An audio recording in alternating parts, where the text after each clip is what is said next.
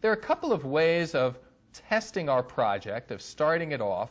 One easy one is to click on this right-facing arrowhead in the toolbar, which says Start in the tooltip that comes up. If you prefer using the keyboard, there is a keyboard equivalent to that, which is F5.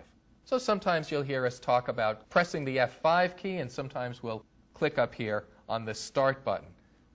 I'll click on Start, and sure enough, it tells me that there were build errors.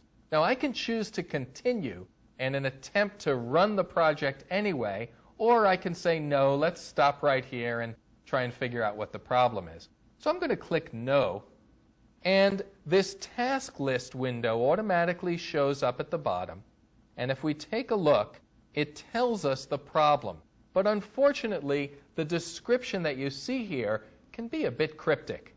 It says, submain was not found in, and let me expand this, in Windows Application 1.form1. Well, we really have no idea what they're talking about by submain. You'll understand that in a moment. But this rings a bell. Form 1, that was the old name.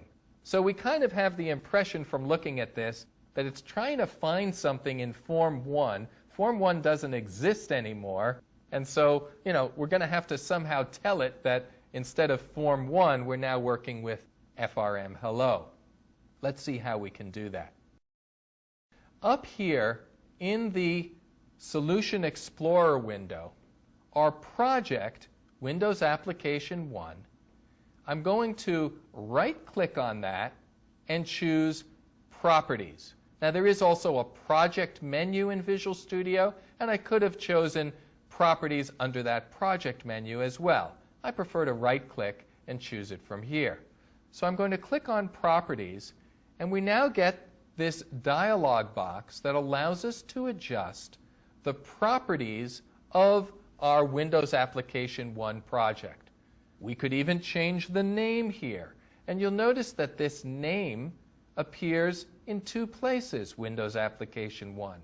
This is the name of the assembly, and an assembly in .NET is sort of the unit of deployment. This is the thing we're going to be creating. In Visual Studio, you always get one assembly for every one project that you create, although it doesn't have to be that way. That's how Visual Studio does it. And then there's also something called the root namespace, Windows Application 1. And again, by default, these two match. They don't have to match, and we'll talk more about namespaces later on.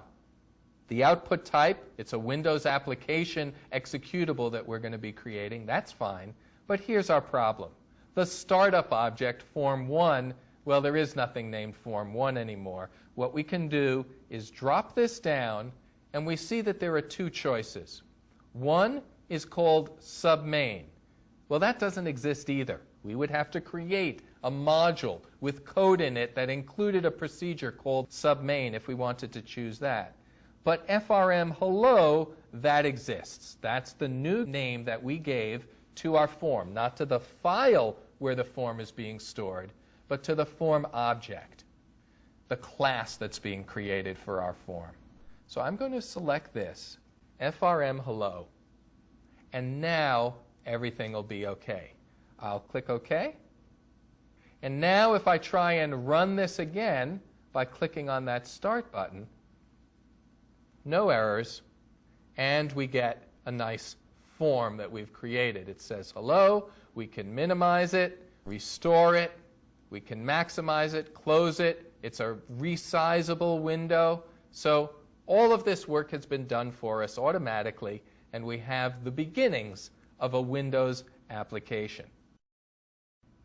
Now, you may have some experience building Windows applications with VB6, or perhaps with Microsoft Access, or even with the VBA forms that are included with Excel and Word and some of the other Office applications, or Visual Fox Pro. And the model that's used here in Visual Studio.net is really very similar.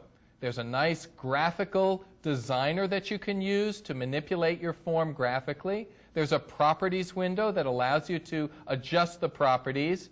And as you'll see later in this course, you also, of course, can write code to animate your form. So far we're looking at something that's really very familiar and that builds upon the model that's worked so well for Microsoft in the past.